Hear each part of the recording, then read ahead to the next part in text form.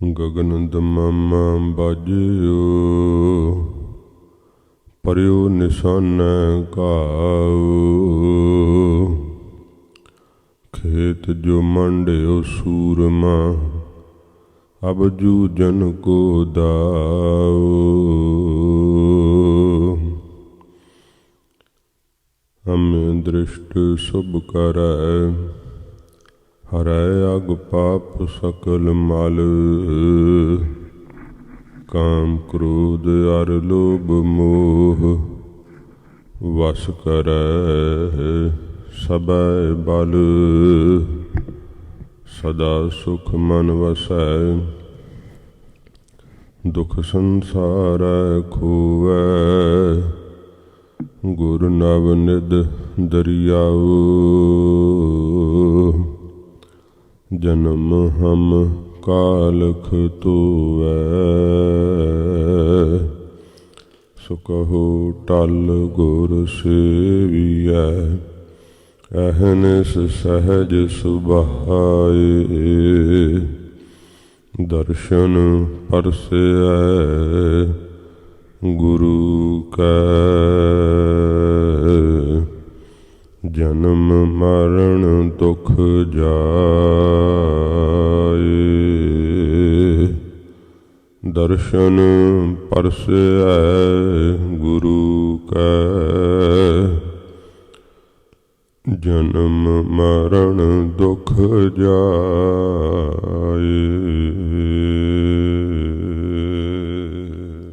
ਸਤਨਾਮ ਸ੍ਰੀ ਵਾਹਿਗੁਰੂ ਸਾਹਿਬ ਜੀ।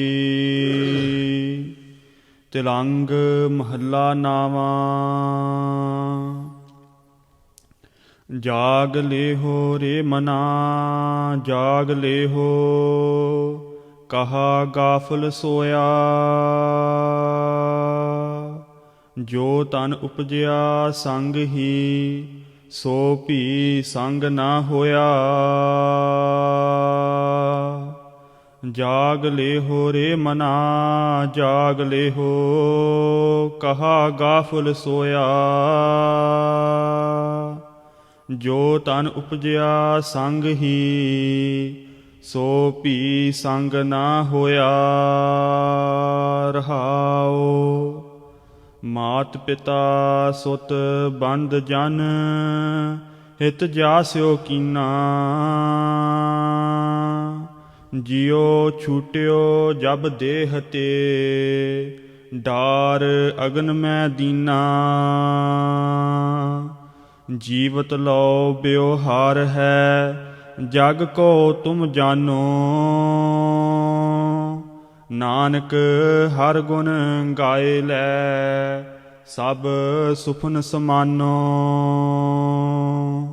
ਜੀਵਤ ਲਉ ਬਿਵਹਾਰ ਹੈ, ਜਗ ਕੋ ਤੁਮ ਜਾਨੋ। ਨਾਨਕ ਹਰ ਗੁਣ ਗਾਏ ਲੈ, ਸਭ ਸੁਫਨ ਸਮਾਨੋ। ਵਾਹਿਗੁਰੂ ਜੀ ਕਾ ਖਾਲਸਾ, ਵਾਹਿਗੁਰੂ ਜੀ ਕੀ ਫਤਿਹ।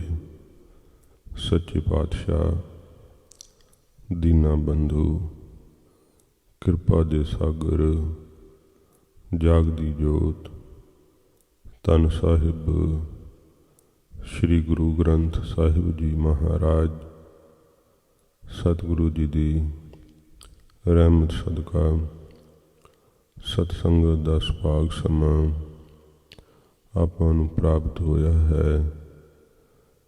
ਸਤਿਗੁਰੂ ਦੀਨ ਦਿਆਲ, ਗਰੀਬ ਨਵਾਜ, ਧੰਨ ਗੁਰੂ ਤੇਗ ਬਹਾਦਰ ਸੱਚੇ ਪਾਤਸ਼ਾਹ ਜੀ ਮਹਾਰਾਜ ਹਜ਼ੂਰ ਦੀ ਉਚਾਰਨ ਕੀਤੀ ਹੋਈ ਪਵਿੱਤਰ ਬਾਣੀ ਦੀ ਕਥਾ ਆਪ ਸੰਗਤਾਂ ਪਿਆਰ ਸ਼ਰਧਾ ਨਾਲ ਸਰਵਣ ਕਰਦੇ ਹੋ। ਘੱਲੂਘਾਰੇ ਦੇ ਇਹ ਦਿਨ ਚੱਲ ਰਹੇ ਹਨ। 3 ਜੂਨ ਨੂੰ ਬਹੁਤ ਤੇਜ਼ ਧਾਰ ਹਮਲਾ ਇਸ ਭਾਰਤ ਦੀ ਸਰਕਾਰ ਵੱਲੋਂ ਜੋ ਫੌਜ ਭੇਜ ਕੇ ਕੀਤਾ ਗਿਆ, ਅੱਜ ਦੇ ਦਿਨ ਅੰਮ੍ਰਿਤਸਰ ਸਾਹਿਬ ਦੀ ਪਾਵਨ ਧਰਤੀ ਬੰਬਾਂ ਤੇ ਗੋਲਿਆਂ ਦੇ ਨਾਲ ਆਕਾਸ਼ ਵਿੱਚ ਗੜਗਾਹਟ ਪੈਂਦੀ ਸੀ। ਬਹੁਤ ਭਾਰੀ ਆਪਣੇ ਵੱਲੋਂ ਤਾਬੜ ਤੋੜ ਹਮਲਾ ਜਿਹੜਾ ਸੀ ਆਰਮੀ ਨੇ ਕੀਤਾ। ਇਸ ਤੋਂ ਪਹਿਲਾਂ CRPF ਤੇ BSF ਇਹ ਸਾਰੀਆਂ ਫੋਰਸਾਂ ਲਾ ਕਰਕੇ ਗੋਲਾਬਾਰੀ ਕੀਤੀ ਗਈ। ਜਦੋਂ ਕੋਈ ਹੋਰ ਚਾਰਾ ਨਹੀਂ ਸੀਗਾ ਤਾਂ ਇਹਨਾਂ ਨੇ ਫਿਰ ਆਰਮੀ ਨੂੰ ਆਦੇਸ਼ ਦਿੱਤਾ ਸੀ। ਅੱਜ ਦੇ ਦਿਨ ਬਹੁਤ ਭਾਰੀ ਸੱਚਖੰਡ ਸ੍ਰੀ ਹਰਿਮੰਦਰ ਸਾਹਿਬ ਜੀ ਦੇ ਉੱਪਰ, ਸ੍ਰੀ ਅਕਾਲ ਤਖਤ ਸਾਹਿਬ ਦੇ ਉੱਪਰ ਹਮਲਾ ਬੋਲਿਆ ਗਿਆ। ਇਸ ਮਹਾਯੁੱਧ ਦੇ ਮਹਾਨਾਇਕ ਸ਼੍ਰੀਮਾਨ ਸੰਤ ਬਾਬਾ ਜਰਨੈਲ ਸਿੰਘ ਜੀ ਖਾਲਸਾ ਭਿੰਡਰਾਂਵਾਲੇ ਮਹਾਂਪੁਰਖ,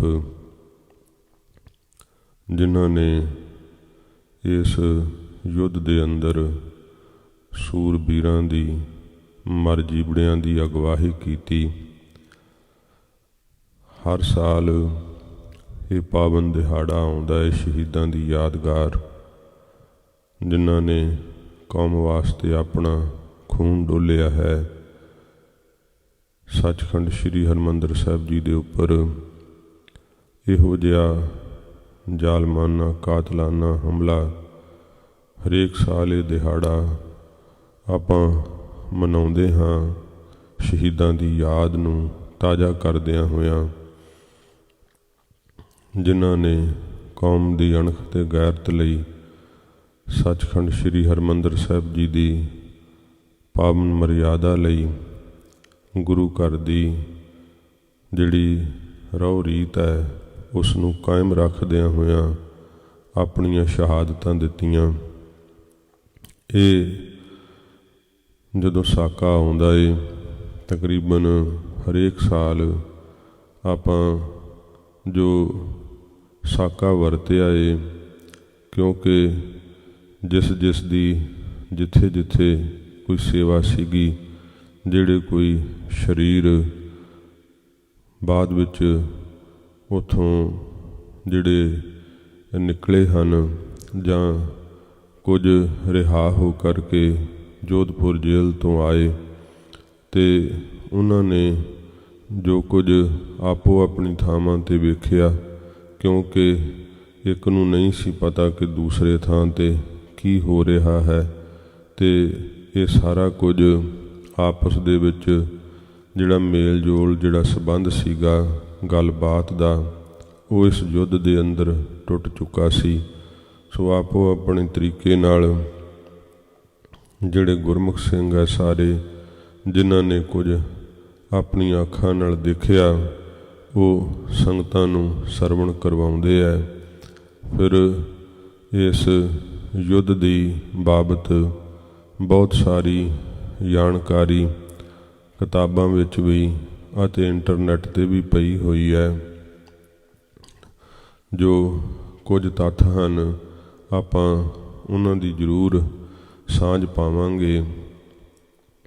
ਸੰਗਤਾਂ ਦੀ ਇੱਛਾ ਸੀਗੀ ਕਿ ਸ਼੍ਰੀਮਾਨ ਸੰਤ ਬਾਬਾ ਜਰਨੈਲ ਸਿੰਘ ਜੀ ਖਾਲਸਾ ਭਿੰਡਰਾਂਵਾਲੇ ਮਹਾਂਪੁਰਖਾਂ ਦੇ ਜੀਵਨ 'ਤੇ ਜ਼ਰੂਰ ਸੰਗਤਾਂ ਨਾਲ ਸਾਂਝ ਪਾਈ ਜਾਵੇ ਅਤੇ ਉਹਨਾਂ ਦੇ ਜੀਵਨ ਦੀ ਜਿਉਣ ਦੀ ਜਿਹੜੀ ਸ਼ੈਲੀ ਸੀ, ਜੋ ਉਹਨਾਂ ਦਾ ਜੀਵਨ ਦਾ ਢੰਗ ਸੀ, ਉਹਦਾ ਜ਼ਰੂਰ ਜਿਹੜੀ ਹੈ ਸਾਂਝ ਸੰਗਤਾਂ ਨਾਲ ਪਾਈ ਜਾਵੇ। ਥੋੜ੍ਹਾ ਆਪਾਂ ਘੱਲੂਘਾਰੇ ਦਾ ਵੀ ਜਿਹੜਾ ਉਹ ਜ਼ਿਕਰ ਕਰਾਂਗੇ, ਨਾਲ ਸੰਤ ਬਾਬਾ ਜਰਨੈਲ ਸਿੰਘ ਜੀ ਖਾਲਸਾ ਭਿੰਡਰਾਂਵਾਲੇ ਮਹਾਂਪੁਰਖਾਂ ਦੇ ਜੀਵਨ ਦੀ ਬਾਬਤ, ਉਹਨਾਂ ਦੇ ਬਚਪਨ ਦੀ ਬਾਬਤ ਅਤੇ ਉਹਨਾਂ ਦਾ ਸ਼੍ਰੀਮਾਨ ਸੰਤ ਗਿਆਨੀ ਗੁਰਬਚਨ ਸਿੰਘ ਜੀ ਖਾਲਸਾ ਭਿੰਡਰਾਂਵਾਲੇ ਮਹਾਂਪੁਰਖਾਂ ਦੇ ਕੋਲ ਜਥੇ ਵਿੱਚ ਆਉਣਾ। ਜਦੋਂ ਮਹਾਂਪੁਰਖਾਂ ਦਾ ਜਨਮ ਹੋਇਆ ਪਿੰਡ ਰੋਡੇ ਵਿਖੇ, ਜਿੱਥੇ ਅੱਜ ਗੁਰਦੁਆਰਾ ਸਾਹਿਬ ਸੁਭਾਈਮਾਨ ਹੈ, ਮਹਾਂਪੁਰਖਾਂ ਦੇ ਪਵਿੱਤਰ ਜਨਮ ਅਸਥਾਨ ਦੇ ਉੱਪਰ ਉੱਥੇ ਜੋੜ ਮੇਲਾ ਵੀ ਸੰਗਤਾਂ ਦੇ ਉਪਰਾਲੇ ਨਾਲ ਹਰੇਕ ਸਾਲ ਮਨਾਇਆ ਜਾਂਦਾ ਹੈ। ਮਹਾਂਪੁਰਖਾਂ ਦੇ ਜਨਮ ਦੇ ਸਮੇਂ ਦਾ ਜੋ ਉਸ ਸਮੇਂ ਦੇ ਕੁਝ ਵਾਕਿਆ ਆਪ ਜੀ ਦੇ ਸਤਿਕਾਰਯੋਗ ਮਾਤਾ ਜੀ ਮਾਤਾ ਨਿਹਾਲ ਕੌਰ ਜੀ ਅਤੇ ਆਪ ਜੀ ਦੇ ਸਤਿਕਾਰਯੋਗ ਪਿਤਾ ਬਾਬਾ ਜੋਗਿੰਦਰ ਸਿੰਘ ਜੀ, ਮਾਤਾ ਪਿਤਾ ਦੀ ਬਹੁਤ ਵੱਡੀ ਕਮਾਈ ਹੁੰਦੀ ਹੈ ਜਦੋਂ ਐਸਾ ਮਹਾਨ ਮਹਾਂਪੁਰਖ ਉਹਨਾਂ ਦੇ ਜ਼ਰੀਏ ਸੰਸਾਰ ਵਿੱਚ ਆਵੇ ਅਤੇ ਘਰ ਵਿੱਚ ਐਸੀ ਮਹਾਨ ਆਤਮਾ ਦਾ ਜਨਮ ਹੋਵੇ। ਮਾਤਾ ਪਿਤਾ ਦੀ ਬੜੇ ਜਨਮਾਂ ਦੀ ਕਮਾਈ ਹੁੰਦੀ ਹੈ। ਆਪ ਜੀ ਦੇ ਸਤਿਕਾਰਯੋਗ ਪਿਤਾ ਬਾਬਾ ਜੋਗਿੰਦਰ ਸਿੰਘ ਜੀ ਬਹੁਤ ਗੁਰਮੁਖ ਸੁਭਾਅ ਦੇ ਅਤੇ ਸਤਿਗੁਰੂ ਜੀ ਦੇ ਪਾਵਨ ਇਤਿਹਾਸ ਦੀ ਆਪ ਜੀ ਲੜੀਵਾਰ ਕਈ ਕਥਾਵਾਂ ਆਪਣੇ ਪਿੰਡ ਵਿੱਚ ਕੀਤੀਆਂ।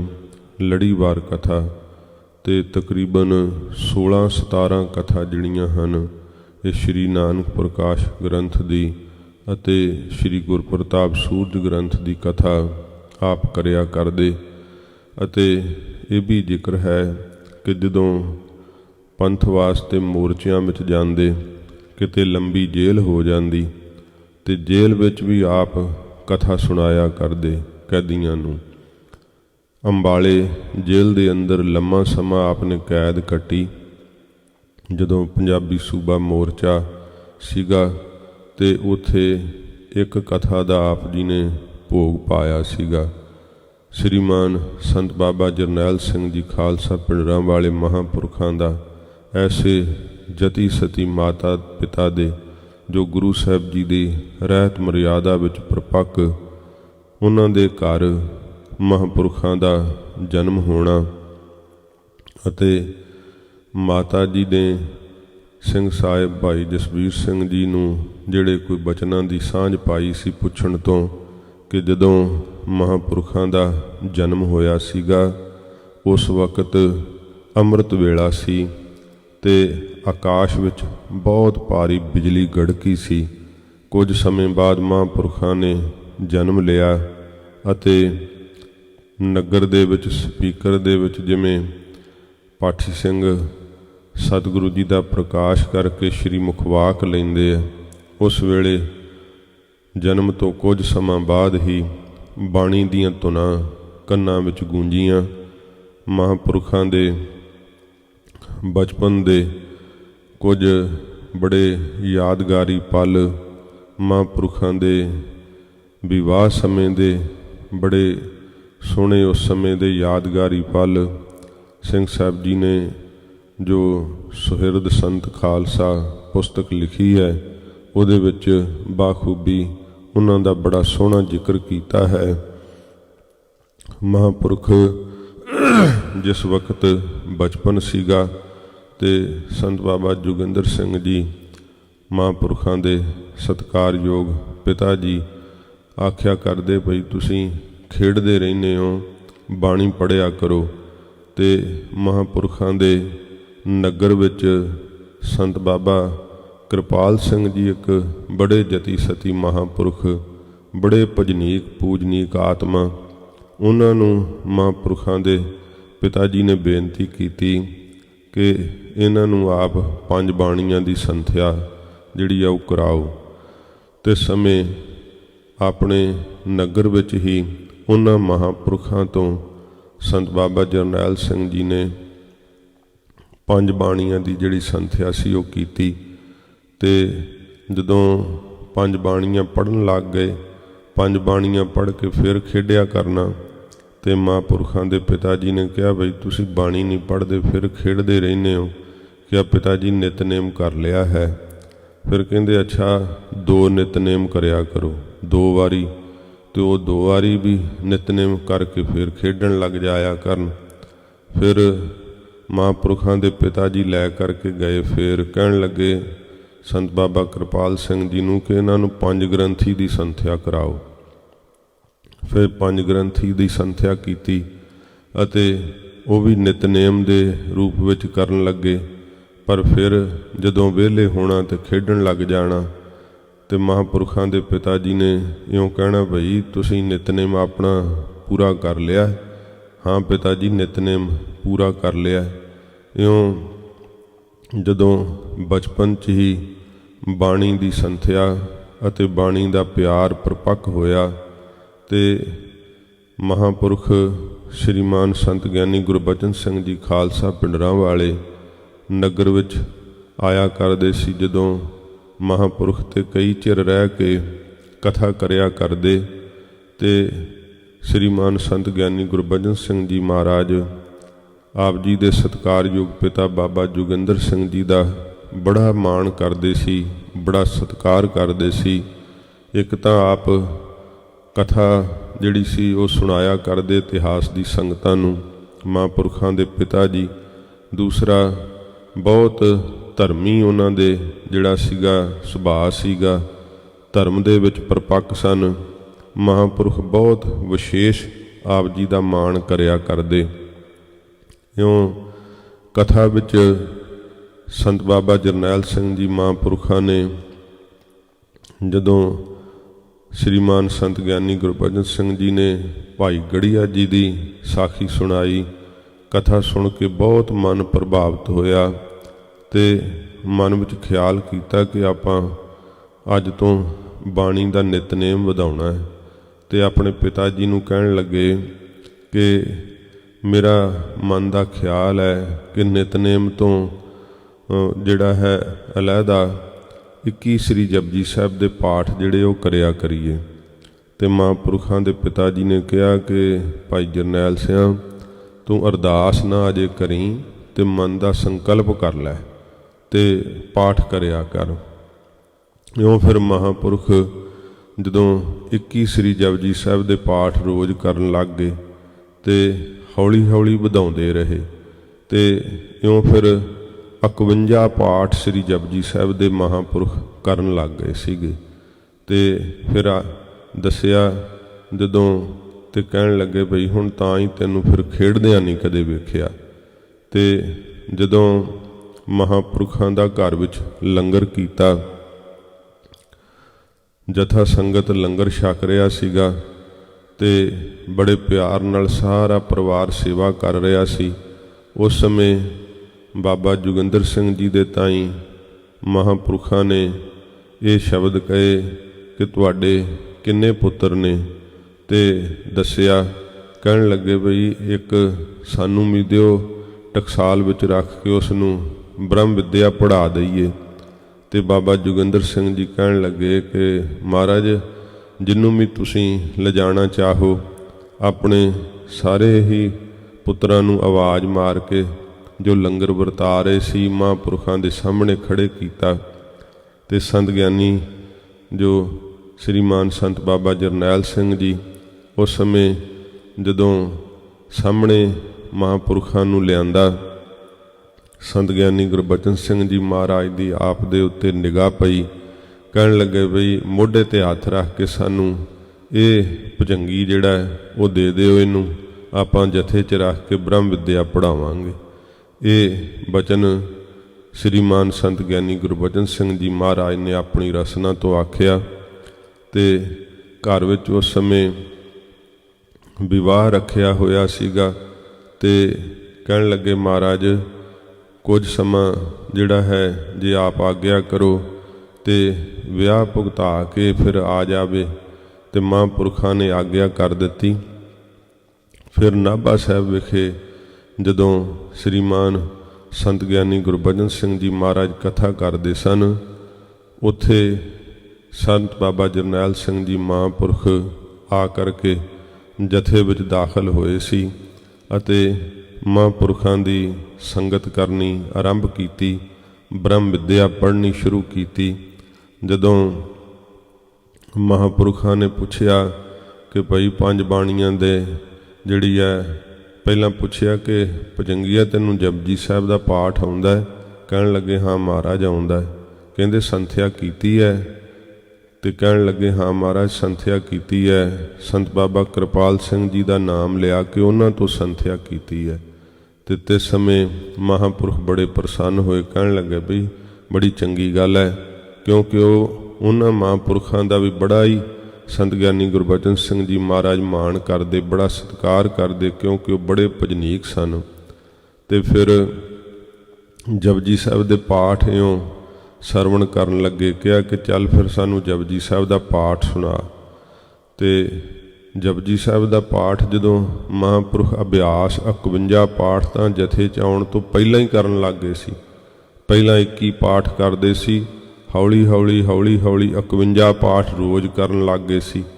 ਤੇ ਜਦੋਂ ਇੰਨੀ ਜਿਹੜੀ ਹੈ ਤੀਬਰਤਾ ਨਾਲ ਬਾਣੀ ਦਾ ਅਭਿਆਸ ਕਰੀਏ ਤੇ ਬਾਣੀ ਫਿਰ ਸੁਰਤ ਵਿੱਚ ਉਤਰ ਜਾਂਦੀ ਹੈ। ਤੇ ਮਹਾਂਪੁਰਖਾਂ ਨੇ ਇਹੀ ਵੇਖਣ ਲਈ ਕਿਹਾ ਕਿ ਸਾਨੂੰ ਬਹੁਤ ਤੇਜ਼ ਜਪਜੀ ਸਾਹਿਬ ਦਾ ਪਾਠ ਸੁਣਾ। ਜਦੋਂ ਸਹਿਜ ਨਾਲ ਪਾਠ ਪਹਿਲੋਂ ਸੁਣਾਏ, ਫਿਰ ਕਹਿਣ ਲੱਗੇ ਕਿ ਬਹੁਤ ਤੇਜ਼ੀ ਨਾਲ ਸਾਨੂੰ ਜਪਜੀ ਸਾਹਿਬ ਦਾ ਪਾਠ ਸੁਣਾ। ਬੜੀ ਤੇਜ਼ ਮਹਾਂਪੁਰਖਾਂ ਨੇ ਪਾਠ ਜਿਹੜਾ ਸੀ ਸੁਣਿਆ। ਫਿਰ ਕਹਿਣ ਲੱਗੇ ਕਿ ਜਿਹੜਾ ਗੁਰਦੁਆਰਾ ਸਾਹਿਬ ਹੈ, ਇੱਥੋਂ ਸੈਰ ਕਰਦਿਆਂ ਹੋਇਆਂ ਮਹਾਂਪੁਰਖ ਜਦੋਂ ਜਾਇਆ ਕਰਦੇ ਤੇ ਲੋਹਗੜ੍ਹ ਸਾਹਿਬ ਗੁਰਦੁਆਰਾ ਸਾਹਿਬ ਉੱਥੇ ਨਾਭਾ ਸਾਹਿਬ ਦੇ ਨਜ਼ਦੀਕ, ਕਹਿਣ ਲੱਗੇ ਉੱਥੇ ਤੱਕ ਜਾਂਦਿਆਂ ਹੋਇਆਂ ਜਪਜੀ ਸਾਹਿਬ ਸੰਪੂਰਨ ਹੋਣਾ ਚਾਹੀਦਾ। ਇੰਨੀ ਹੌਲੀ ਸ੍ਰੀ ਜਪਜੀ ਸਾਹਿਬ ਦਾ ਪਾਠ ਮਹਾਂਪੁਰਖਾਂ ਨੇ ਸੁਣਿਆ। ਇਉਂ ਮਹਾਂਪੁਰਖਾਂ ਨੇ ਬ੍ਰਹਮ ਵਿੱਦਿਆ ਜਿਹੜੀ ਸੀ ਉਹ ਪੜ੍ਹਾਉਣ ਲਈ ਜਥੇ ਦੇ ਅੰਦਰ ਪਰਪੱਕ ਕੀਤਾ। ਬਾਣੀ ਸੁਣੀ। ਸੰਤ ਬਾਬਾ ਜਰਨੈਲ ਸਿੰਘ ਜੀ ਮਹਾਂਪੁਰਖ ਜਿਹੜੇ ਜਥੇ ਵਿੱਚ ਆਉਣ ਤੋਂ ਪਹਿਲਾਂ ਹੀ 5 ਗ੍ਰੰਥੀ ਦਾ ਨਿਤਨੇਮ ਅਤੇ 51 ਸ੍ਰੀ ਜਪਜੀ ਸਾਹਿਬ ਦੇ ਪਾਠ ਮਹਾਂਪੁਰਖ ਜਥੇ ਵਿੱਚ ਆਉਣ ਤੋਂ ਪਹਿਲਾਂ ਹੀ ਇਹਨਾਂ ਨਿਤਨੇਮ ਇਹਦੇ ਵਿੱਚ ਪਰਪੱਕ ਸੀਗੇ। ਜਿਵੇਂ ਜਿਵੇਂ ਜਥੇ ਵਿੱਚ ਮਹਾਂਪੁਰਖਾਂ ਨੂੰ ਪਿਆਰ ਦਾ ਰੰਗ ਲੱਗਿਆ, ਸੱਚੇ ਪਾਤਸ਼ਾਹ ਮਹਾਰਾਜ ਦੀ ਕਿਰਪਾ ਵਰਤੀ। ਇਹ ਆਪਾਂ ਨਾਲ ਫਿਰ 6 ਜੂਨ ਤੱਕ ਥੋੜ੍ਹਾ ਸਵਾਇਆ ਸਰਵਣ ਕਰਾਂਗੇ। ਸੱਚਖੰਡ ਸ੍ਰੀ ਹਰਿਮੰਦਰ ਸਾਹਿਬ ਜੀ ਦੇ ਅੰਦਰ ਮਰ ਜੀਵੜਿਆਂ ਨੇ ਛਾਤੀਆਂ ਡਾਹ ਕਰਕੇ ਜਬਰ ਦਾ ਸਬਰ ਦੇ ਨਾਲ ਜਿਵੇਂ ਮੁਕਾਬਲਾ ਕਰਦੇ ਦੀ ਰੀਤੀ ਹੈ, ਇਵੇਂ ਸੱਚੇ ਪਾਤਸ਼ਾਹ ਮਹਾਰਾਜ ਜੀ ਨੇ ਆਖਿਆ ਕਿ ਜਦੋਂ ਜ਼ੁਲਮ ਹੱਦੋਂ ਟੱਪ ਜਾਵੇ, ਜ਼ੁਲਮ ਨੂੰ ਨਾਸ਼ ਕਰਨ ਦਾ ਕੋਈ ਹੀਲਾ ਨਾ ਰਹੇ, ਉਸ ਸਮੇਂ ਸ਼ਸਤਰ ਉਠਾਉਣੇ ਧਰਮ ਹੈ। ਸੱਚੇ ਪਾਤਸ਼ਾਹ ਜੀ ਮਹਾਰਾਜ ਦੇ ਬਖਸ਼ੇ ਹੋਏ ਉਪਦੇਸ਼ ਮੁਤਾਬਕ ਸਿੰਘਾਂ ਨੇ ਫਿਰ ਜਿਵੇਂ ਉਹਨਾਂ ਦੀ ਇਸ ਘਿਨਾਉਣੀ ਕਾਰਵਾਈ ਦਾ ਜਵਾਬ ਦਿੱਤਾ, ਕਿਵੇਂ ਪਰਿਕਰਮਾ ਦੇ ਅੰਦਰ ਦੁਸ਼ਮਣਾਂ ਦੀਆਂ ਲੋਥਾਂ ਦੇ ਛੱਥਰ ਵਿਛ ਗਏ। ਕਈ ਬੜੇ ਟੇਢੇ ਢੰਗ ਨਾਲ ਯੁੱਧ ਨੂੰ ਵੀ ਜਿਹੜਾ ਹੈ ਪੇਸ਼ ਕਰਨ ਦਾ ਯਤਨ ਕਰਦੇ ਹੈ, ਪਰ ਇਹ ਯੁੱਧ ਸੂਰਬੀਰਾਂ ਦੀ ਜੋ ਰਵਾਇਤ ਹੈ, ਜੋ ਸੱਚੇ ਪਾਤਸ਼ਾਹ ਜੀ ਮਹਾਰਾਜ ਜੀ ਨੇ ਆਗਿਆ ਕੀਤੀ ਹੈ ਕਿ ਭਾਈ ਜਰਵਾਣਾ ਜਦੋਂ ਚੜ੍ਹ ਕੇ ਆ ਜਾਵੇ, ਕਿਉਂਕਿ ਸੱਚੇ ਪਾਤਸ਼ਾਹ ਜੀ ਮਹਾਰਾਜ ਦਾ ਪਵਿੱਤਰ ਇਤਿਹਾਸ ਸਾਨੂੰ ਦੱਸਦਾ ਹੈ। ਮਹਾਰਾਜ ਸੱਚੇ ਪਾਤਸ਼ਾਹ ਜੀ ਨੇ ਕਿਸੇ ਦੇ ਉੱਤੇ ਚੜ੍ਹਾਈ ਨਹੀਂ ਕੀਤੀ ਕਦੇ, ਪਰ ਜਿਹੜਾ ਕੋਈ ਚੜ੍ਹ ਕੇ ਆਇਆ ਗੁਰੂ ਘਰ ਦੇ ਉੱਪਰ ਤਾਂ ਸੱਚੇ ਪਾਤਸ਼ਾਹ ਜੀ ਮਹਾਰਾਜ ਨੇ ਫਿਰ ਉਸ ਨੂੰ ਸਬਕ ਸਿਖਾਇਆ। ਇਹ ਸਤਿਗੁਰੂ ਜੀ ਦੀ ਆਗਿਆ ਹੈ। ਜਿਵੇਂ ਇਤਿਹਾਸ ਜ਼ਿਕਰ ਕਰਦਾ ਨਾ ਕਿ ਭੀਮ ਚੰਦ ਕਹਿਲੂਰੀ ਰਾਜੇ ਨੇ ਗੁਰੂ ਗੋਬਿੰਦ ਸਿੰਘ ਸੱਚੇ ਪਾਤਸ਼ਾਹ ਜੀ ਮਹਾਰਾਜ ਨੂੰ ਬਹੁਤ ਧਮਕੀ ਭਰਿਆ ਪੱਤਰ ਲਿਖਿਆ ਸੀਗਾ। ਜੇ ਸਾਡੇ ਕੋਲ ਸਾਡਾ ਇਤਿਹਾਸ ਨਾ ਹੋਵੇ ਤੇ ਫਿਰ ਕੌਮ ਨੂੰ ਕੌਣ ਦੱਸੇ ਕਿ ਕਿਹੜੇ ਸਮੇਂ ਕਿਹੜਾ ਫੈਸਲਾ ਲੈਣਾ ਚਾਹੀਦਾ ਹੈ। ਸਾਡਾ ਇਤਿਹਾਸ ਹੀ ਸਾਨੂੰ ਦੱਸਦਾ ਹੈ ਕਿਹੜੀਆਂ ਪਰਿਸਥਿਤੀਆਂ ਵਿੱਚ ਕਿਹੋ ਜਿਹਾ ਫੈਸਲਾ ਲੈਣਾ ਚਾਹੀਦਾ। ਉਹ ਫੈਸਲੇ ਸੰਤ ਬਾਬਾ ਜਰਨੈਲ ਸਿੰਘ ਜੀ ਮਹਾਂਪੁਰਖਾਂ ਨੇ ਲਏ, ਜੋ ਕੌਮ ਨੂੰ ਚੜ੍ਹਦੀ ਕਲਾ ਪ੍ਰਾਪਤ ਹੋਈ। ਜਦੋਂ ਇਹ ਪੱਤਰ ਮਹਾਰਾਜ ਸਾਹਿਬ ਜੀ ਨੂੰ ਮਿਲਿਆ ਸੀਗਾ। ਸਤਿਗੁਰੂ ਜੀ ਦੇ ਭਰੇ ਦਰਬਾਰ ਵਿੱਚ ਇਹ ਪੱਤਰ ਪੜ੍ਹਿਆ ਗਿਆ ਤੇ ਧੰਨ ਗੁਰੂ ਗੋਬਿੰਦ ਸਿੰਘ ਸੱਚੇ ਪਾਤਸ਼ਾਹ ਮਹਾਰਾਜ ਜੀ ਨੇ ਜਦੋਂ ਇਹ ਭੀਮ ਚੰਦ ਦਾ ਧਮਕੀ ਭਰਾ ਪੱਤਰ ਸੁਣਿਆ ਸੀ, ਇਤਿਹਾਸ ਨੇ ਜ਼ਿਕਰ ਕੀਤਾ ਕਿ ਜੋਸ਼ ਦੇ ਨਾਲ ਸਤਿਗੁਰਾਂ ਜੀ ਨੇ ਤਿਸ ਸਮੇਂ ਕਾਰਦਾਰ ਨੂੰ ਆਗਿਆ ਕੀਤੀ ਕਿ ਸਾਡੇ ਵੱਲੋਂ ਪੱਤਰ ਦਾ ਜਵਾਬ ਲਿਖਿਆ ਜਾਵੇ। ਮਹਾਰਾਜ ਸੱਚੇ ਪਾਤਸ਼ਾਹ ਜੀ ਨੇ ਪੱਤਰ ਦੇ ਵਿੱਚ ਜਵਾਬ ਦੇ ਰੂਪ ਵਿੱਚ ਲਿਖਿਆ ਸੀ ਕਿ ਭੀਮ ਚੰਦ ਰਾਜਾ, ਜੇ ਤਾਂ ਆਪਣੀ ਮਾਤਾ ਦੀ ਕੁੱਖ ਤੋਂ ਜਨਮ ਲਿਆ ਏ ਤੇ ਫਿਰ ਤੂੰ ਹੁਣ ਰਾਤ ਨਾ ਬਤੀਤ ਕਰੀ, ਚੜ੍ਹ ਕੇ ਆ।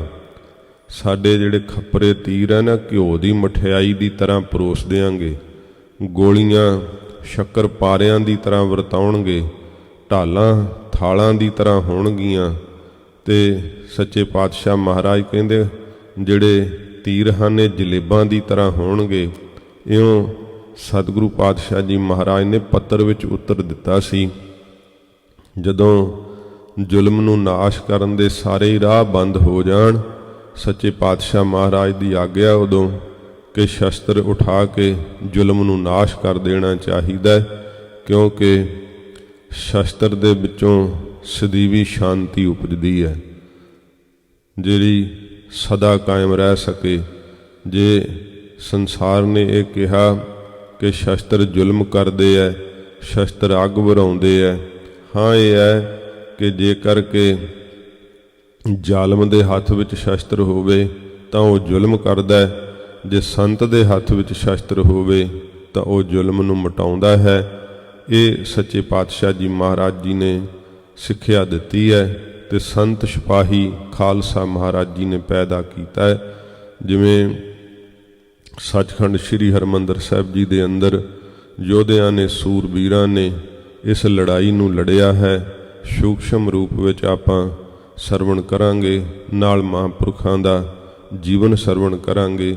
ਸਤਿਗੁਰੂ ਜੀ ਦੀ ਪਵਿੱਤਰ ਬਾਣੀ ਦੀ ਕਥਾ ਜੋ ਆਪਾਂ ਲੜੀਵਾਰ ਸਰਵਣ ਕਰਦੇ ਆ ਰਹੇ ਹਾਂ, ਆਓ ਪਿਆਰ ਨਾਲ ਸਤਿਗੁਰੂ ਜੀ ਦਾ ਅੰਮ੍ਰਿਤ ਉਪਦੇਸ਼ ਸਰਵਣ ਕਰੀਏ, ਜਿਸ ਉਪਦੇਸ਼ ਨੂੰ ਕਮਾ ਕਰਕੇ ਜੀਵਨ ਦੇ ਅੰਦਰ ਬਹੁਤ ਜੋ ਪ੍ਰਯੋਜਨ ਜਿਸ ਕਰਕੇ ਕਿ ਜੀਵਨ ਮਿਲਿਆ ਹੈ, ਬਹੁਤ ਵੱਡਾ ਜਿਹੜਾ ਪ੍ਰਸਾਦ ਹੈ ਪੁਰਾਣੀ ਮਾਤਰ ਨੂੰ ਪ੍ਰਾਪਤ ਹੁੰਦਾ ਹੈ, ਜੀਵਨ ਸਫਲਾ ਹੋ ਜਾਂਦਾ ਹੈ। ਉਹੋ ਹੀ ਧਰਮ ਦੀ ਕਮਾਈ ਕਰਕੇ ਜਿਹੜੇ ਆ ਦਰਗਾਹ ਵਿੱਚ ਸੁਰਖਰੂ ਹੁੰਦੇ ਆ, ਜਿਹੜੇ ਸਤਿਗੁਰੂ ਜੀ ਦੇ ਇਸ ਉਪਦੇਸ਼ ਨੂੰ ਕਮਾਉਂਦੇ ਆ। ਜੀਵਨ ਦੀ ਸੱਚਾਈ ਸੱਚੇ ਪਾਤਸ਼ਾਹ ਧੰਨ ਗੁਰੂ ਤੇਗ ਬਹਾਦਰ ਸਾਹਿਬ ਜੀ ਮਹਾਰਾਜ ਸਾਡੇ ਸਾਹਮਣੇ ਰੱਖਦੇ ਆ। ਸੱਚੇ ਪਾਤਸ਼ਾਹ ਮਹਾਰਾਜ ਜਿਵੇਂ ਬਖਸ਼ਿਸ਼ ਕਰਦੇ ਆ, ਸਰਵਣ ਕਰੀਏ। ਸਤਿਗੁਰੂ ਜੀ ਦੇ ਪਵਿੱਤਰ ਚਰਨਾਂ ਦਾ ਧਿਆਨ ਕਰਦੇ ਹੋਏ ਆਖੋ ਜੀ ਸਤਿਨਾਮ ਸ਼੍ਰੀ ਵਾਹਿਗੁਰੂ ਸਾਹਿਬ ਜੀ। ਸਤਿਨਾਮ ਸ਼੍ਰੀ ਵਾਹਿਗੁਰੂ ਸਾਹਿਬ ਜੀ। ਸਤਿਨਾਮ ਸ੍ਰੀ ਵਾਹਿਗੁਰੂ ਸਾਹਿਬ ਜੀ। ਤਿਲੰਗ ਮਹੱਲਾ ਨਾਵਾਂ। ਧੰਨ ਗੁਰੂ ਤੇਗ ਬਹਾਦਰ ਸੱਚੇ ਪਾਤਸ਼ਾਹ ਜੀ ਮਹਾਰਾਜ ਰਾਗ ਤਿਲੰਗ ਦੇ ਅੰਦਰ ਸੱਚੇ ਪਾਤਸ਼ਾਹ ਮਹਾਰਾਜ ਆਪਣੀ ਅੰਮ੍ਰਿਤ ਪਵਿੱਤਰ ਰਸਨਾ ਤੋਂ ਸੱਚੇ ਪਾਤਸ਼ਾਹ ਜੀ ਉਪਦੇਸ਼ ਬਖਸ਼ਿਸ਼ ਕਰਦੇ ਹਨ। ਜਾਗ ਲੇਹੋ ਰੇ ਮਨਾ ਜਾਗ ਲੇਹੋ। ਸੱਚੇ ਪਾਤਸ਼ਾਹ ਜੀ ਸਾਨੂੰ ਮਨ ਨੂੰ ਜਗਾਉਣ ਵਾਸਤੇ ਸਤਿਗੁਰੂ ਪਾਤਸ਼ਾਹ ਜੀ ਮਹਾਰਾਜ ਉਪਦੇਸ਼ ਬਖਸ਼ਿਸ਼ ਕਰਦੇ ਹੈ। ਹਜੂਰ ਐਸੀ ਸਿੱਖਿਆ ਦ੍ਰਿੜਾਉਂਦੇ ਹੈ ਕਿ ਸੁੱਤਾ ਪਿਆ ਮਨ ਜਿਹੜਾ ਹੈ ਉਹ ਜਾਗ ਪਵੇ। ਸ਼ਬਦ ਦਾ ਜਿਹੜਾ ਪਵਿੱਤਰ ਕੇਂਦਰੀ ਭਾਵ ਹੈ ਉਹ ਸੱਚੇ ਪਾਤਸ਼ਾਹ ਜੀ ਮਹਾਰਾਜ ਸਾਨੂੰ ਆਗਿਆ ਕਰਦੇ ਹੈ ਕਿ ਬੜੀ ਭਾਰੀ ਗਾਫਲਤਾਈ ਦੀ ਨੀਂਦ ਹੈ, ਅਵਿਦਿਆ ਦੀ ਨੀਂਦ ਹੈ। ਸੱਚੇ ਪਾਤਸ਼ਾਹ ਮਹਾਰਾਜ ਕਹਿੰਦੇ ਹੈ ਕਿ ਜਿਸ ਸਰੀਰ ਦਾ ਤੂੰ ਮੋਹ ਕਰਦਾ ਏ ਉਹ ਸਰੀਰ ਤੇਰੇ ਨਾਲ ਨਹੀਂ ਨਿਭਣਾ, ਤੂੰ ਕਿੱਥੇ ਸੌਂ ਗਿਆ ਹੈ। ਸੱਚੇ ਪਾਤਸ਼ਾਹ ਮਹਾਰਾਜ ਜੀ ਇਉਂ ਸੁੱਤੇ ਪਏ ਨੂੰ ਜਗਾਉਂਦੇ ਹੈ ਤੇ ਆਪਣੇ ਮਨ ਨੂੰ ਅਸੀਂ ਸ਼ਬਦ ਦੁਆਰਾ ਪ੍ਰਬੋਧਣਾ ਹੈ। ਕਿਸੇ ਨੂੰ ਉਪਦੇਸ਼ ਨਹੀਂ ਹੈ, ਇਹ ਸਿੱਧਾ ਮਨ ਨੂੰ ਉਪਦੇਸ਼ ਹੈ। ਸੱਚੇ ਪਾਤਸ਼ਾਹ ਮਹਾਰਾਜ ਜੋ ਬਖਸ਼ਿਸ਼ ਕਰਦੇ ਹੈ, ਆਪਣੇ ਮਨ ਨੂੰ ਪ੍ਰਬੋਧੀਏ। ਜਾਗ ਲਿਹੋ ਰੇ ਮਨਾ, ਜਾਗ ਲਿਹੋ। ਹੇ ਮੇਰੇ ਮਨਾ, ਤੂੰ ਕਿੱਥੇ ਜਿਹੜਾ ਹੈ ਪ੍ਰਮਾਦੀ ਹੋ ਗਿਆ ਹੈ, ਗਾਫਲਤਾਈ ਦੇ ਵਿੱਚ ਸੌਂ ਗਿਆ ਹੈ। ਮਹਾਰਾਜ ਫਰਮਾਉਂਦੇ ਹਨ, ਪੜ੍ਹ ਦਿਓ ਪੰਕਤੀ ਪੂਰੀ। ਜਾਗ ਲਿਹੋ ਰੇ ਮਨਾ, ਜਾਗ ਲਿਹੋ, ਕਹਾ ਗਾਫਲ ਸੋਇਆ। ਮਹਾਰਾਜ ਕਹਿੰਦੇ ਨੇ ਕਿ ਤੂੰ ਗਾਫਲ ਹੋ ਕਰਕੇ, ਪ੍ਰਮਾਦੀ ਹੋ ਕਰਕੇ ਸੌਂ ਗਿਆ ਹੈ। ਤੂੰ ਆਪਣੇ ਜੀਵਨ ਦੇ ਅੰਤ ਵੱਲ ਤੇਰਾ ਧਿਆਨ ਨਹੀਂ ਹੈ, ਤੂੰ ਕਿੱਥੇ ਸੌਂ ਗਿਆ ਹੈ। ਸੱਚੇ ਪਾਤਸ਼ਾਹ ਮਹਾਰਾਜ ਕਹਿੰਦੇ ਐ, ਇਸ ਗਾਫਲਤਾਈ ਦੀ ਨੀਂਦ ਵਿੱਚੋਂ ਤੂੰ ਜਾਗ ਪਓ। ਹੇ ਮਨਾ, ਜਾਗਣਾ ਕਰ। ਜਾਗ ਲਿਹੋ ਰੇ ਮਨਾ, ਤੂੰ ਜਾਗ ਲੈਣਾ ਕਰ। ਤੇ ਇਹ ਜਾਗਰਤ ਅਵਸਥਾ ਕਿਹੜੀ ਹੈ? ਮਹਾਰਾਜ ਸੱਚੇ ਪਾਤਸ਼ਾਹ ਜੀ ਕਹਿੰਦੇ ਐ ਕਿ ਵਾਹਿਗੁਰੂ ਦੇ ਨਾਮ ਦੀ ਪ੍ਰੀਤ ਜਿਹੜੀ ਹੈ, ਇਹ ਜਾਗਰਤ ਅਵਸਥਾ ਹੈ। ਵਾਹਿਗੁਰੂ ਦੇ ਨਾਮ ਨੂੰ ਜਦੋਂ ਤੂੰ ਜਪੇਂਗਾ, ਜਿਵੇਂ ਰਾਤ ਬਤੀਤ ਹੁੰਦੀ ਹੈ ਨਾ, ਤੇ ਫਿਰ ਸੂਰਜ ਚੜ੍ਹਦਾ ਹੈ, ਦਿਨ ਦਾ ਆਗਾਜ਼ ਹੁੰਦਾ ਹੈ। ਇਉਂ ਸੱਚੇ ਪਾਤਸ਼ਾਹ ਮਹਾਰਾਜ ਕਹਿੰਦੇ, ਜਦੋਂ ਤੂੰ ਸਿਮਰਨ ਕਰੇਂਗਾ, ਵਾਹਿਗੁਰੂ ਦੇ ਨਾਮ ਨੂੰ ਜਪੇਂਗਾ, ਤੇ ਵਾਹਿਗੁਰੂ ਦਾ ਨਾਮ ਜਿਹੜਾ ਨਾ, ਉਹਦੇ ਜਪਣੇ ਕਰਕੇ ਤੂੰ ਸੁੱਤਾ ਪਿਆ ਜਾਗ ਪਵੇਂਗਾ। ਤੈਨੂੰ ਫਿਰ ਜਾਗ ਆਵੇਗੀ। ਜੇ ਤੂੰ ਜਪੇਂਗਾ ਨਹੀਂ, ਫਿਰ ਨਹੀਂ ਜਾਗ ਆਉਣੀ, ਕਿਉਂਕਿ ਸਿਮਰਨ ਦੇ ਨਾਲ ਹੀ ਸੁੱਤਾ ਪਿਆ ਮਨ ਜਾਗਦਾ ਹੈ। ਤੇ ਜਦੋਂ ਜਾਗ ਪਵੇਂਗਾ ਭਜਨ ਦੇ ਵਿੱਚ, ਫਿਰ ਇੱਕ ਦਿਨ ਐਸਾ ਆਉਣਾ ਜਦੋਂ ਫਿਰ ਬ੍ਰਹਮ ਗਿਆਨ ਦਾ ਦਿਨ ਚੜ੍ਹ ਆਵੇਗਾ, ਸੂਰਜ ਚੜ੍ਹ ਆਵੇਗਾ ਗਿਆਨ ਦਾ, ਤੇ ਤੇਰੀ ਸਾਰੀ ਅਵਿਦਿਆ ਬਤੀਤ ਹੋ ਜਾਵੇਗੀ। ਜੇ ਇਹ ਜਿਹੜੀ ਨੀਂਦ ਹੈ, ਇਹਦੇ ਵਿੱਚ ਸੰਸਾਰ ਦਾ ਤੂੰ ਸੁਪਨਾ ਵੇਖ ਰਿਹਾ ਹੈ। ਸੱਚੇ ਪਾਤਸ਼ਾਹ ਮਹਾਰਾਜ ਕਹਿੰਦੇ, ਉਸ ਸੁਪਨੇ ਦੇ ਅੰਦਰ ਹੀ ਹੱਸਦਾ ਖੇਡਦਾ ਤੇ ਰੋਂਦਾ ਰਹਿਣਾ ਹੈ। ਇਸ ਸੁਪਨੇ ਤੋਂ ਤੂੰ ਜਾਗ ਪਾਓ। ਇਸ ਸੰਸਾਰ ਰੂਪੀ ਸੁਪਨੇ ਤੋਂ ਜਾਗ ਤੈਨੂੰ ਤਾਂ ਆਉਣੀ ਹੈ ਜੇ ਤੂੰ ਮਨਾ ਗੁਰੂ ਜੀ ਦੇ ਮੰਤਰ ਦਾ ਜਾਪ ਕਰੇਗਾ, ਵਾਹਿਗੁਰੂ ਜਪੇਂਗਾ। ਜਿਹੜਾ ਸਤਿਗੁਰੂ ਜੀ ਦੀ ਬਾਣੀ ਦਾ ਗਿਆਨ ਹੈ ਨਾ, ਉਸ ਬਾਣੀ ਵਿੱਚ ਹੈ ਮਨਾ ਜਾਗ ਪਾਓ। ਉਸ ਗਿਆਨ ਨੂੰ ਪ੍ਰਾਪਤ ਕਰਕੇ ਜਾਗ ਪੈ, ਕਿਉਂਕਿ ਜਿਹਨੂੰ ਗਿਆਨ ਹੁੰਦਾ ਹੈ, ਉਹ ਗਿਆਨ ਜਾਗਰਤ ਅਵਸਥਾ ਹੈ। ਅਗਿਆਨ ਜਿਹੜਾ ਹੈ, ਉਹ ਸੁੱਤੇ ਪਏ ਵਾਲੀ ਹਾਲਤ ਹੈ। ਕਿਉਂਕਿ ਇਹ ਜੋ ਸੰਸਾਰ ਹੈ ਨਾ, ਇਹ ਅਗਿਆਨ ਲਾਏ ਸਵਾਲਿਆ, ਗੁਰ ਗਿਆਨਹਿ ਲਾਏ ਜਗਾਵੈ ਗੋ। ਇਹ ਅਗਿਆਨ ਲਾ ਕਰਕੇ ਸਾਰਾ ਸੰਸਾਰ ਜਿਹੜਾ ਪਰਮੇਸ਼ਰ ਨੇ ਸੁਆ ਦਿੱਤਾ ਹੈ। ਤੇ ਜਿਹੜੇ ਗੁਰੂ ਜੀ ਤੋਂ ਪਰਮੇਸ਼ਰ ਦੇ ਸਰੂਪ ਦਾ ਗਿਆਨ ਹਾਸਲ ਕਰਦੇ ਹੈ, ਆਪਣੇ ਸਰੂਪ ਦਾ ਗਿਆਨ ਪ੍ਰਾਪਤ ਕਰਦੇ ਹੈ, ਉਹਨਾਂ ਨੂੰ ਇਹ ਜਾਗਰਤ ਅਵਸਥਾ ਪ੍ਰਾਪਤ ਹੁੰਦੀ ਹੈ। ਗੁਰੂ ਸਾਹਿਬ ਜੀ ਗਿਆਨ ਦੀ ਚਿਣਗ ਲਾ ਕਰਕੇ ਜਗਾ ਦਿੰਦੇ ਹੈ। ਤੇ ਸਤਿਗੁਰੂ ਜੀ ਕਹਿੰਦੇ ਹੈ ਕਿ ਆਪਣੇ ਮਨ ਨੂੰ ਗੁਰਸਿੱਖੋ ਪ੍ਰਬੋਧ ਲਵੋ। ਆਪਣੇ ਮਨ ਨੂੰ ਪੁੱਛੀਏ ਕਿ ਇਹ ਮਨਾ, ਤੂੰ ਸੁੱਤਿਆਂ ਵਿੱਚ ਹੈ ਕਿ ਜਾਂ ਜਾਗਦਿਆਂ ਦੇ ਵਿੱਚ ਹੈ। ਕਿਉਂਕਿ ਇਹ ਉਮਰਾਂ ਜਿਹੜੀ ਤੇਰੀ ਹੈ ਨਾ, ਉਹ ਗੁਜ਼ਰਦੀ ਜਾ ਰਹੀ ਹੈ। ਤੇ ਤੂੰ ਸੁੱਤਾ ਪਿਆ ਹੀ, ਜਿਹੜਾ ਤੈਨੂੰ ਕੋਈ ਹੋਸ਼ ਨਹੀਂ, ਕੋਈ ਪਤਾ ਨਹੀਂ।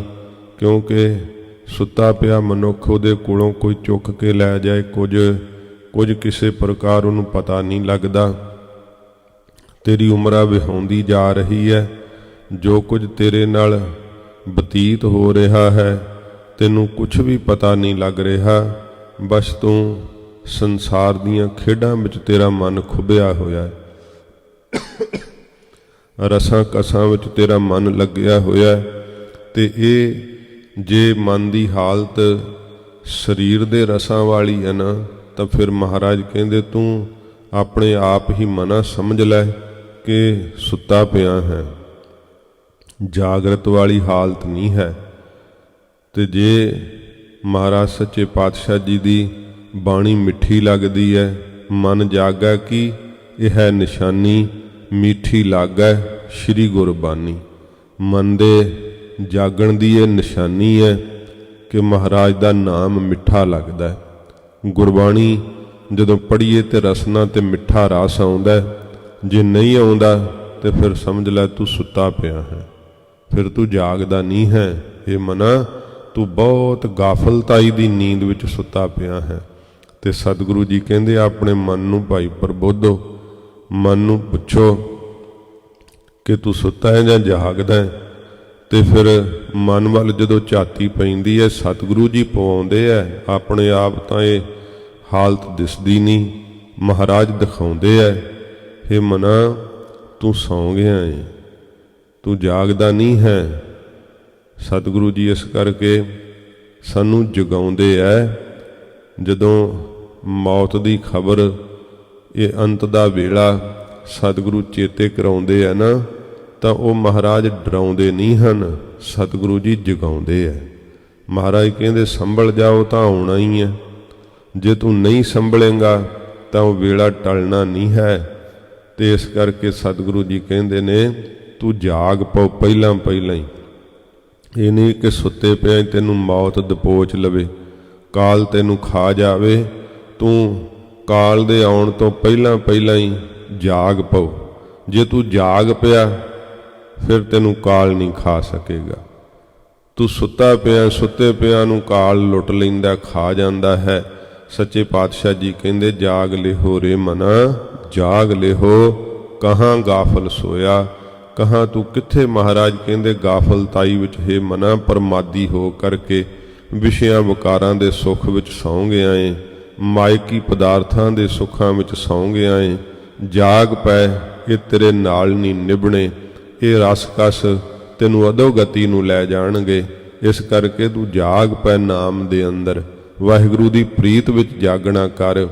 ਜਦੋਂ ਤੈਨੂੰ ਇਹ ਜਾਗਰਤ ਅਵਸਥਾ ਆਈ ਨਾ, ਤੇ ਬਾਹਰੋਂ ਭਾਵੇਂ ਫਿਰ ਸਰੀਰ ਕਰਕੇ ਸੌਂ ਹੀ ਜਾਂਦੇ ਐਸੇ ਪ੍ਰੇਮੀ ਗੁਰਮੁਖ, ਪਰ ਮਹਾਰਾਜ ਕਹਿੰਦੇ ਨੇ ਗੁਰਮੁਖ ਜੋਗੀ ਜਾਗਦੇ। ਉਹ ਗੁਰਮੁਖ ਜਿਹੜੇ ਆ ਨਾ, ਉਹ ਸਦਾ ਹੀ ਜੁੜੇ ਹੋਏ ਵਾਹਿਗੁਰੂ ਨਾਲ ਜਾਗਦੇ ਹੀ ਹੈ। ਕਿਆ ਸਵਣਾ ਕਿਆ ਜਾਗਣਾ, ਗੁਰਮੁਖ ਤੇ ਪ੍ਰਵਾਨ। ਉਹਨਾਂ ਦਾ ਸੌਣਾ ਤੇ ਜਾਗਣਾ ਸਦਾ ਉਹ ਪ੍ਰਮਾਣੀਕ ਹੁੰਦੇ ਆ, ਕਿਉਂਕਿ ਹਰ ਵੇਲੇ ਸੁਰਤ ਭਜਨ ਵਿੱਚ ਲੱਗ ਜਾਂਦੀ ਹੈ। ਉਹ ਵਾਲੀ ਜਾਗਰਤ ਅਵਸਥਾ ਸੱਚੇ ਪਾਤਸ਼ਾਹ ਮਹਾਰਾਜ ਕਹਿੰਦੇ ਨੇ ਤੂੰ ਤਾਂ ਜਾਗਦਾ ਹੀ ਗਾਫਲ ਹੋਇਆ ਪਿਆ। ਸਰੀਰ ਤੇਰਾ ਜਾਗਦਾ, ਅੱਖਾਂ ਖੁੱਲੀਆਂ ਨੇ, ਕੰਨ ਤੇਰੇ ਸੁਣਦੇ ਐ, ਪਰ ਫਿਰ ਵੀ ਤੂੰ ਸੁੱਤਾ ਹੀ ਪਿਆ ਹੈ। ਬਹੁਤ ਗਾੜੀ ਨੀਂਦ ਵਿੱਚ ਸੁੱਤਾ ਹੋਇਆ, ਕੋਈ ਇੰਦਰੇ ਤੇਰੇ ਕੰਮ ਹੀ ਨਹੀਂ ਕਰ ਰਹੇ। ਸੰਸਾਰ ਦੇ ਵੱਲ ਹੀ ਤੇਰੀ ਸਾਰੀ ਸੁਰਤ ਲੱਗੀ ਹੋਈ ਹੈ। ਇੰਨੀ ਗਾੜੀ ਨੀਂਦ ਵਿੱਚ ਸੌਂ ਗਿਆ ਕਿ ਤੈਨੂੰ ਹੋਰ ਕੁਛ ਨਹੀਂ ਪਤਾ, ਬਸ ਸੰਸਾਰ ਰੂਪੀ ਸੁਪਨੇ ਦੇ ਵਿੱਚ ਹੀ ਤੂੰ ਉਲਝਿਆ ਹੋਇਆ। ਇਸ ਕਰਕੇ ਹਜੂਰ ਕਹਿੰਦੇ ਨੇ ਕਿ ਆਪਣੇ ਮਨ ਨੂੰ ਪ੍ਰਬੋਧ ਲਈਏ, ਮਨ ਨੂੰ ਪੁੱਛੀਏ ਕਿ ਮਨਾ ਤੂੰ ਕੀ ਸੁੱਤਾ ਪਿਆ ਜਾਂ ਜਾਗਦਾ। ਜੇ ਸੁੱਤਾ ਪਿਆ ਨਾ ਤਾਂ ਫਿਰ ਜਾਗ ਲਿਹੋ, ਜਾਗ ਪੈ। ਸੱਚੇ ਪਾਤਸ਼ਾਹ ਕਹਿੰਦੇ ਨੇ ਇਹ ਗਿਆਨ ਅਵਸਥਾ ਦੇ ਵਿੱਚ ਜਾਗਣਾ ਕਰ ਤੇ ਲੈਣਾ ਕਰ ਕੀ ਨਾਮ ਦਾ ਪਦਾਰਥ। ਜਦੋਂ ਜਾਗਦੇ ਹੋਈਏ ਨਾ, ਕਿਹਾ ਨਾ ਫਰੀਦਾ ਰਾਤ ਕਥੂਰੀ ਵੰਡੀ ਹੈ, ਸੁੱਤਿਆਂ ਮਿਲੈ ਨਾ ਭਾਓ। ਕਹਿੰਦੇ ਭਾਈ ਜਿਹੜੇ ਸੁੱਤੇ ਆ ਉਹਨਾਂ ਨੂੰ ਭਾਓ ਛਾਂਦਾ ਨਹੀਂ ਮਿਲਦਾ ਹੈ। ਤੇ ਜਿਹੜੇ ਕਹਿੰਦੇ ਜੋ ਜਾਗਨ ਲਹਨ ਸੇ ਸਾਈਂ ਕੰਨੋਂ ਦਾਤ, ਜਿਹੜੇ ਜਾਗਦੇ ਐ ਉਹੋ ਹੀ ਵਾਹਿਗੁਰੂ ਦੇ ਕੋਲੋਂ ਜਿਹੜਾ ਹੈ ਆਪਣੀ ਆਤਮਿਕ ਵਸਤੂ ਰੂਪੀ ਦਾਤ ਜਿਹੜੀ ਹੈ, ਜਾਗਰਤ ਅਵਸਥਾ ਦੀ ਗਿਆਨ ਰੂਪੀ ਜੋ ਪਦਾਰਥ ਹੈ ਉਹਨੂੰ ਪ੍ਰਾਪਤ ਕਰਦੇ ਐ। ਸੱਚੇ ਪਾਤਸ਼ਾਹ ਮਹਾਰਾਜ ਕਹਿੰਦੇ ਐ ਕਿ ਸੁੱਤਾ ਪਿਆ ਮਨ ਇਹਨੂੰ ਜਗਾਉਣਾ ਕਰ, ਗੁਰੂ ਉਪਦੇਸ਼ ਲਾ ਕਰਕੇ। ਇਸ ਕਰਕੇ ਜਦੋਂ ਜਾਗਿਆ ਤੇ ਫਿਰ ਤੈਨੂੰ ਬ੍ਰਹਮ ਗਿਆਨ ਰੂਪੀ ਪਦਾਰਥ ਜਿਹੜਾ ਹੈ ਉਹ ਪ੍ਰਾਪਤ ਹੋਵੇਗਾ। ਉੱਠ ਕਰਕੇ ਤੂੰ ਲੈਣਾ ਕਰ ਆਪਣਾ ਛਾਂਦਾ ਹਿੱਸਾ, ਕਿਉਂਕਿ ਇਹ ਸੰਸਾਰ ਦੇ ਅੰਦਰ ਜਿਹੜਾ ਨਾ ਤੈਨੂੰ ਜਨਮ ਉਸ ਗਿਆਨ ਪਦਾਰਥ ਨੂੰ ਪ੍ਰਾਪਤ ਕਰਨ ਲਈ ਹੀ ਪ੍ਰਾਪਤ ਹੋਇਆ ਹੈ। ਪਰ ਸੁੱਤਿਆਂ ਹੋਇਆਂ ਤੇਰੀ ਉਮਰਾ ਵਿਹਾਰ ਰਹੀ ਹੈ। ਇਸ ਕਰਕੇ ਸਤਿਗੁਰੂ ਜੀ ਕਹਿੰਦੇ ਐ ਆਪਣੇ ਮਨ ਨੂੰ ਪ੍ਰਬੋਧ ਲਈਏ। ਹੇ ਮੇਰੇ ਮਨਾ, ਜਾਗ ਪੈਣਾ ਕਰ ਤੇ ਲੈਣਾ ਕਰ ਨਾਮ ਦਾ ਪਦਾਰਥ ਸਤਿਗੁਰੂ ਜੀ ਦੇ ਕੋਲੋਂ। ਨਾਮ ਦਾ ਪਦਾਰਥ, ਬ੍ਰਹਮ ਗਿਆਨ ਦਾ ਪਦਾਰਥ ਸਤਿਗੁਰੂ ਜੀ ਦੇ ਕੋਲੋਂ ਲੈਣਾ ਕਰ। ਕਿੱਥੇ ਤੂੰ ਐਵੇਂ ਪ੍ਰਮਾਦੀ ਹੋ ਕੇ, ਗਾਫਲ ਹੋ ਕੇ ਵਕਾਰਾਂ ਦੇ ਵਿੱਚ ਹੀ ਸੁੱਤਾ ਪਿਆ ਏ। ਜੋ ਤਨ ਉਪਜਿਆ ਸੰਗ ਹੀ, ਜਿਹੜਾ ਤਨ ਮਾਤਾ ਦੇ ਉਦਰ ਵਿੱਚੋਂ ਤੇਰੇ ਨਾਲ ਉਪਜਿਆ ਸੀ, ਭਾਵ ਜਿਹੜਾ ਤੈਨੂੰ ਪ੍ਰਾਪਤ ਹੋਇਆ, ਇਹ ਤਨ, ਇਹ ਸਰੀਰ, ਸੋ ਭੀ ਸੰਗ ਨਾ ਹੋਇਆ। ਜਦੋਂ ਸੱਚੇ ਪਾਤਸ਼ਾਹ ਮਹਾਰਾਜ ਕਹਿੰਦੇ ਤੂੰ ਇਸ ਸੰਸਾਰ ਨੂੰ ਛੱਡ ਕੇ ਜਾਣਾ ਹੈ, ਉਸ ਸਮੇਂ ਉਹ ਤਨ ਵੀ ਤੇਰੇ ਨਾਲ ਨਹੀਂ ਹੋਇਆ, ਭਾਵ ਉਹ ਤਨ ਵੀ ਤੇਰੇ ਨਾਲ ਨਹੀਂ ਚੱਲਿਆ ਜਿਹੜਾ ਤੈਨੂੰ ਮਾਤਾ ਦੇ ਉਦਰ ਤੋਂ ਹੀ ਜਨਮ ਵੇਲੇ ਪ੍ਰਾਪਤ ਹੋਇਆ ਸੀਗਾ। ਉਹ ਤਨ ਵੀ ਨਾਲ ਨਹੀਂ ਨਿਭਿਆ। ਤਨ ਵੀ ਮਹਾਰਾਜ ਕਹਿੰਦੇ ਭਾਈ ਇੱਥੇ ਹੀ ਰਹਿ ਗਿਆ, ਤੇ ਤੂੰ ਤਨ ਕਰਕੇ ਹੀ ਜਕੜਾ ਮਾਰ ਰਿਹਾ ਨਾ ਸਾਰੀਆਂ। ਇਸ ਤਨ ਸਰੀਰ ਦੇ ਕਰਕੇ ਹੀ ਤੈਨੂੰ ਸਾਰੇ ਰਸ ਕਸ ਚਿੰਬੜੇ ਹੋਏ ਆ ਨਾ। ਵੇਖ ਲੈ ਇਹ ਤਨ ਦੀ ਹਾਲਤ ਕੀ ਹੋਣੀ ਹੈ। ਮਹਾਰਾਜ ਕਹਿੰਦੇ ਕਿਉਂ ਸੌਂ ਗਿਆ ਹੈ? ਆਪਣੇ ਸਰੀਰ ਨੂੰ ਆਪਣਾ ਅਸਲ ਰੂਪ ਨਾ ਜਾਣ। ਜਾਗ ਪਓ, ਸਰੀਰ ਤੂੰ ਨਹੀਂ ਹੈ। ਸੱਚੇ ਪਾਤਸ਼ਾਹ ਮਹਾਰਾਜ ਕਹਿੰਦੇ ਆਪਣੇ ਸਾਖੀ ਚੇਤਨ ਨੂੰ ਜਾਣਨਾ ਕਰ, ਆਪਣੇ ਅਸਲ ਰੂਪ ਨੂੰ ਜਾਣਨਾ ਕਰ। ਇਹ ਜਿਹੜਾ ਤਨ ਤੈਨੂੰ ਮਾਤਾ ਦੇ ਉਦਰ ਤੋਂ ਜਦੋਂ ਤੂੰ ਉਪਜਿਆ ਸੀ, ਪੈਦਾ ਹੋਇਆ ਸੀ, ਤੈਨੂੰ ਪ੍ਰਾਪਤ ਹੋਇਆ ਸੀ, ਇਹ ਤੇਰੇ ਨਾਲ ਸੰਸਾਰ ਵਿੱਚ ਆਇਆ ਸੀ। ਤੂੰ ਦੇਹ ਨਹੀਂ ਹੈ, ਦੇਹ ਪ੍ਰਾਪਤ ਕਰਕੇ ਤੂੰ ਸੰਸਾਰ ਵਿੱਚ ਆਇਆ ਸੀਗਾ। ਤੇ ਜਦੋਂ ਮਹਾਰਾਜ ਕਹਿੰਦੇ ਨੇ ਅੰਤ ਦਾ ਸਮਾਂ ਆਇਆ, ਸੋ ਵੀ ਮਹਾਰਾਜ ਫਰਮਾਉਂਦੇ ਹਨ, ਸੋ ਭੀ ਸੰਗ ਨਾ ਹੋਇਆ। ਉਹ ਤਨ ਜਿਹੜਾ ਉਪਜਿਆ ਸੀ, ਨਾਲ ਤੈਨੂੰ ਪ੍ਰਾਪਤ ਹੋਇਆ ਸੀ ਮਾਤਾ ਦੇ ਉਦਰ ਚੋਂ, ਉਹ ਵੀ ਤੈਨੂੰ ਪ੍ਰਾਪਤ ਨਾ ਹੋ ਸਕਿਆ, ਭਾਵ ਉਹ ਵੀ ਤੇਰੇ ਨਾਲ ਨਾ ਨਿਭਿਆ, ਸੰਗ ਨਹੀਂ ਤੇਰੇ ਚੱਲੇਗਾ, ਦੇਹ ਵੀ ਨਾਲ ਨਹੀਂ ਨਿਭੇਗੀ। ਰਹਾਉ ਵਿਸ਼ਰਾਮ ਦੇ ਕੇ ਮਹਾਰਾਜ ਫਰਮਾਉਂਦੇ ਹਨ, ਮਾਤ ਪਿਤਾ ਸੁਤ ਬੰਧ ਜਨ। ਸੱਚੇ ਪਾਤਸ਼ਾਹ ਜੀ ਕਹਿੰਦੇ ਐ, ਰਹਾਉ ਵਿਸ਼ਰਾਮ ਦੇ ਕੇ ਮਹਾਰਾਜ ਫਰਮਾਉਂਦੇ ਐ ਕਿ ਮਾਤਾ ਪਿਤਾ ਸੁਤ ਪੁੱਤਰ ਤੇ ਬੰਧ ਜਿਹੜੇ ਸੰਬੰਧੀ ਐ ਤੇ ਜਨ ਜਿਹੜੇ ਪਿਆਰੇ ਹਨ, ਹਿਤ ਜਾਸਿਓ ਕੀਨਾ। ਜਿਨ੍ਹਾਂ ਦੇ ਨਾਲ ਤੂੰ ਬੜਾ ਜ਼ਿਆਦਾ ਹਿਤ ਕੀਤਾ ਹੈ, ਬੜਾ ਪਿਆਰ ਕੀਤਾ ਹੈ, ਤੈਨੂੰ ਚੇਤਾ ਹੀ ਨਹੀਂ ਵਾਹਿਗੁਰੂ ਦੇ ਭਜਨ ਕਰਨ ਦਾ। ਐਡਾ ਸੁੱਤਾ ਪਿਆ ਹੈ ਕਿ ਇਹਨਾਂ ਰਿਸ਼ਤਿਆਂ ਨਾਤਿਆਂ ਦੇ ਵਿੱਚ ਹੀ ਤੂੰ ਲੱਗਾ ਹੋਇਆ ਹੈ। ਮਾਤਾ ਪਿਤਾ ਦੇ ਵਿੱਚ, ਪੁੱਤਰਾਂ ਦੇ ਅੰਦਰ, ਸੰਬੰਧੀਆਂ ਦੇ ਅੰਦਰ ਤੇ ਜਨ ਪਿਆਰਿਆਂ ਦੇ ਅੰਦਰ, ਮਿੱਤਰਾਂ ਵਿੱਚ ਕਿ ਬੜੇ ਮੇਰੇ ਸੱਜਣ ਨੇ।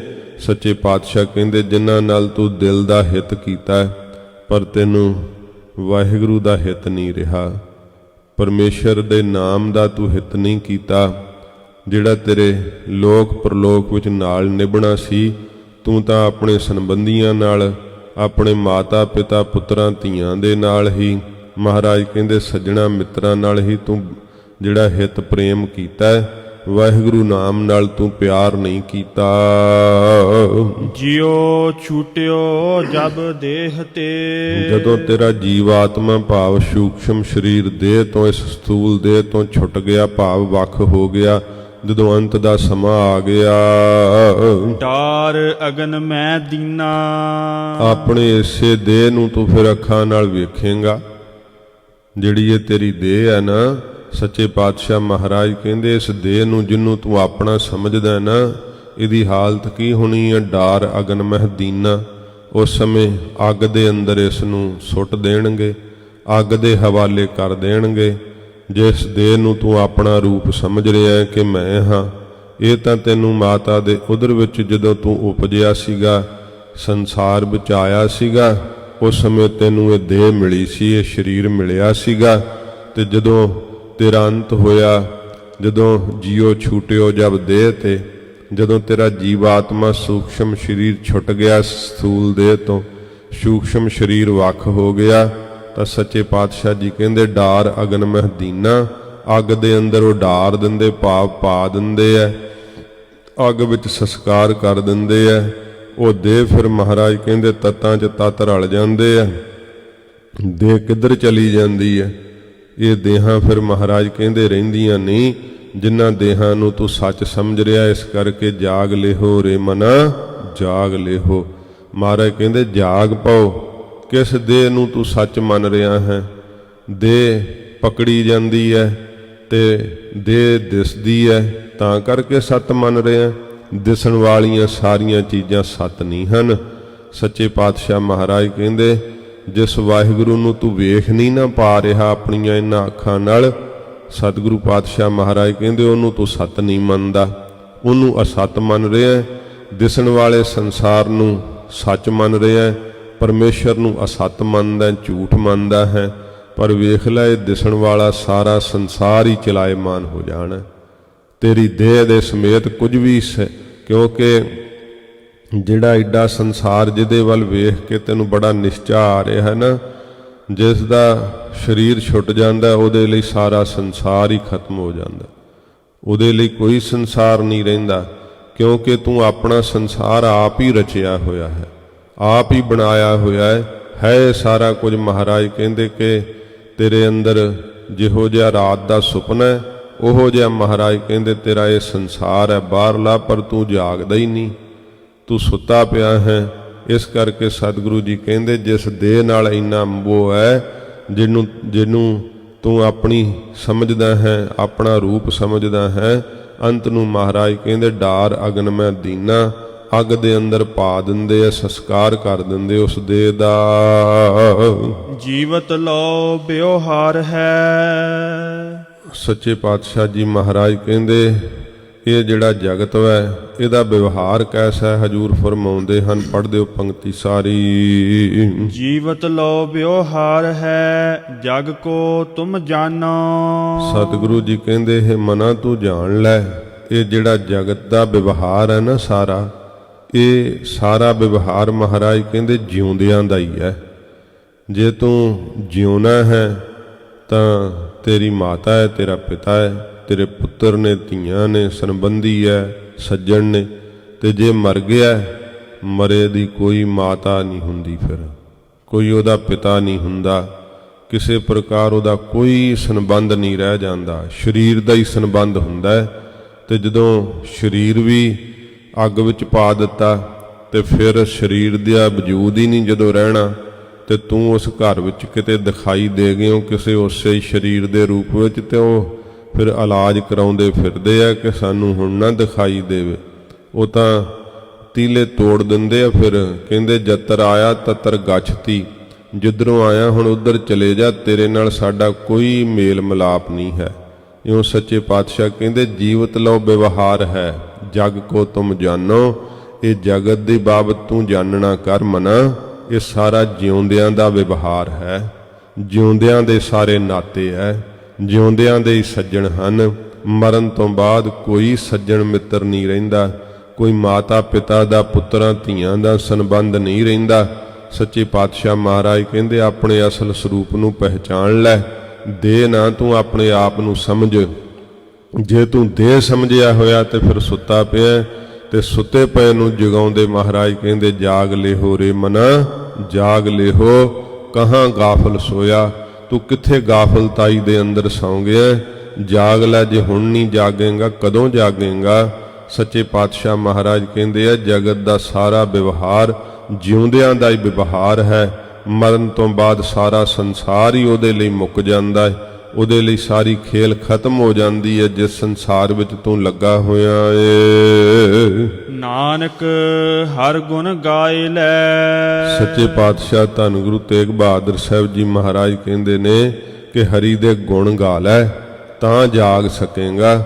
ਸੱਚੇ ਪਾਤਸ਼ਾਹ ਮਹਾਰਾਜ ਕਹਿੰਦੇ ਵਾਹਿਗੁਰੂ ਦੇ ਗੁਣ ਗਾਇਆ ਕਰ, ਨਾਮ ਜਪਿਆ ਕਰ, ਗੁਰੂ ਜੀ ਦਾ ਦਿੱਤਾ ਮੰਤਰ ਜਪਿਆ ਕਰ। ਸਭ ਸੁਪਨ ਸਮਾਨੋ। ਇਹ ਸਾਰਾ ਕੁਝ ਜੋ ਤੈਨੂੰ ਦਿਸ ਰਿਹਾ ਸਭ ਕੁਝ ਸੁਪਨੇ ਦੀ ਸਮਾਨ ਹੈ, ਸੁਪਨੇ ਦੇ ਵਾਂਗੂ ਹੈ। ਜਿਉ ਸੁਪਨਾਰ ਪੇਖਣਾ ਐਸੇ ਜਗ ਕੋ ਜਾਨ, ਇਨਵੇਂ ਕਛ ਸਾਚੋ ਨਹੀਂ ਨਾਨਕ ਬਿਨ ਭਗਵਾਨ। ਇਸ ਕਰਕੇ ਮਹਾਰਾਜ ਕਹਿੰਦੇ ਸਾਰਾ ਕੁਝ ਹੀ ਇਹ ਸੁਪਨਾ ਹੈ, ਤੇ ਸੁਪਨੇ ਦੇ ਵਿੱਚ ਤੂੰ ਉਲਝਿਆ ਹੋਇਆ, ਫਸ ਗਿਆ ਇਸ ਸੁਪਨੇ ਦੇ ਅੰਦਰ। ਨਾਨਕ ਹਰ ਗੁਣ ਗਾਏ ਲੈ।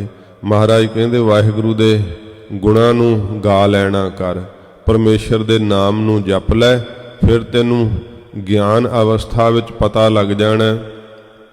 ਕਿਉਂਕਿ ਜਦੋਂ ਜਾਗ ਪੈਂਦਾ ਮਨੁੱਖ, ਫਿਰ ਉਹਨੂੰ ਸੁਪਨੇ ਦੀਆਂ ਗੱਲਾਂ ਜਿਹੜੀਆਂ ਹਨ ਉਹ ਇੰਨੀਆਂ ਭੈ ਭੀਤ ਨਹੀਂ ਕਰਦੀਆਂ।